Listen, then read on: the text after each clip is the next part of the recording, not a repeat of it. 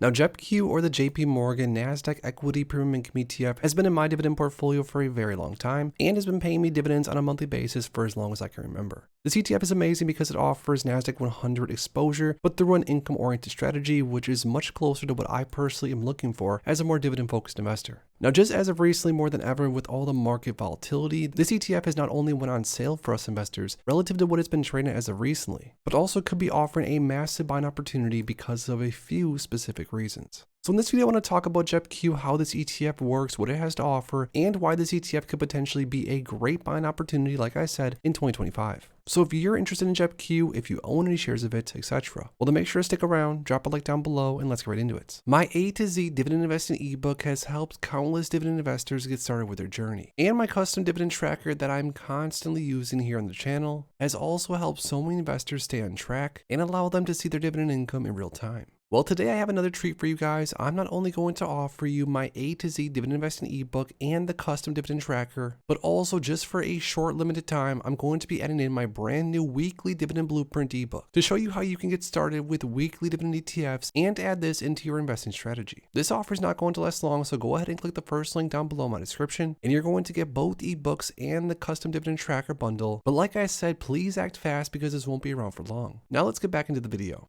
Now, I came across this article from High Yield Investors, shout out to them on seekingalpha.com. It says why high yielding JEPQ will likely beat the Nasdaq in 2025, and they made some very good points, so I had to share with you guys. As a summary, JEPQ has underperformed the Nasdaq over the past 2 years. However, I think it's a good candidate to outperform this year in 2025. I detail why I think it will likely beat the Nasdaq 100 this year. Let's take a look. It says the JP Morgan Nasdaq Equity Premium Income ETF, or JEPQ, is popular with income investors because it combines attractive monthly distributions with exposure to the broader underlying of the Nasdaq 100 index, while charging a reasonable 0.35% expense ratio and incorporating active management in effort to optimize the risk-reward profile to the fund. Now that said, one of the big strikes against it is that it has underperformed the Nasdaq funds like the Invesco, the Qs, since inception. Now to be specific, it's performed about 50% total return versus 61% for the Qs.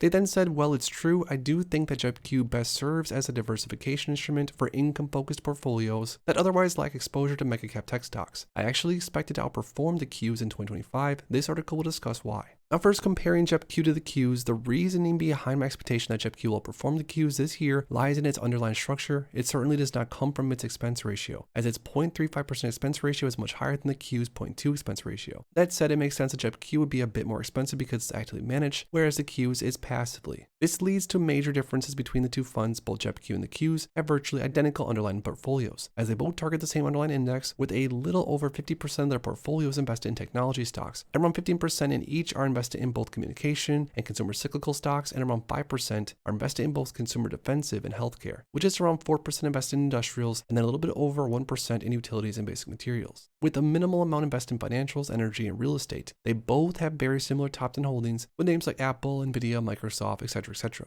However, the main differences between these two portfolios is that JEPQ implements a notional cover call strategy via ETNs that overlays its underlying Nasdaq 100 exposure. This enables it to generate considerable cash flow each month to pay out its handsome distributions to its shareholders, thereby leveling out the sequence of returns relative to the Qs, which has full exposure to the Nasdaq 100. Additionally, JEPQ does not hold every single stock in the Nasdaq 100, but instead leaves out a few based on its internal analysis in its efforts to actively manage its portfolio and option strategy to optimize risk-adjusted returns. They then share why the Qs outperformed JEPQ in 2024. They explain that during times of flat or declining markets, JEPQ might do a little bit better, but otherwise the Qs are going to outperform. Now, why will JEPQ outperform in 2025? However, JEPQ outperformed the Qs in 2022 due to the fact that the Nasdaq was in a downturn that year. And while I'm not certain whether or not the Nasdaq will have another down year like 2025 like it did in 22, or if it will continue on its recent hot streak, the odds certainly seem to be in favor of the Nasdaq having a flat to down year if you are simply looking at underlying fundamentals. For example, some of the leading constituents of the Nasdaq have very lofty PEG ratios, including names like Tesla, Microsoft, Alphabet, etc.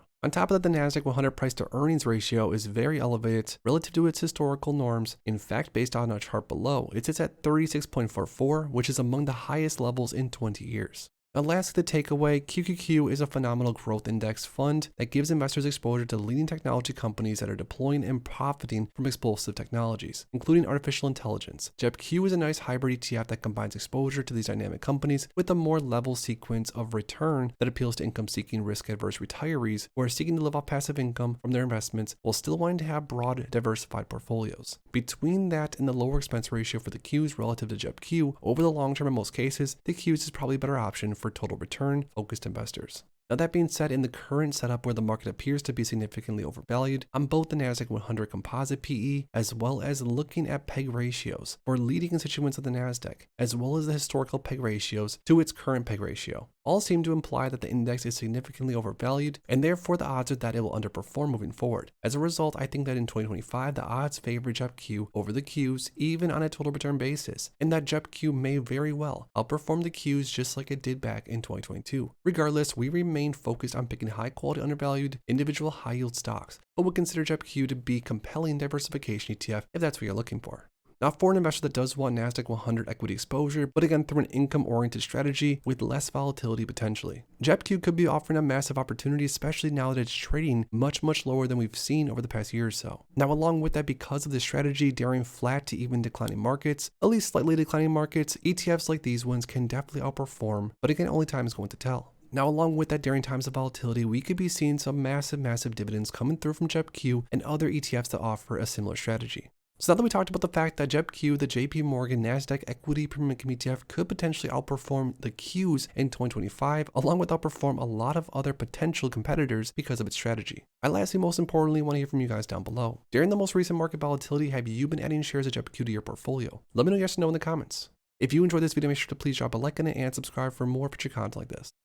Thanks as always for stopping by, and if you are interested in investing, make sure to check out these recent videos I posted right here.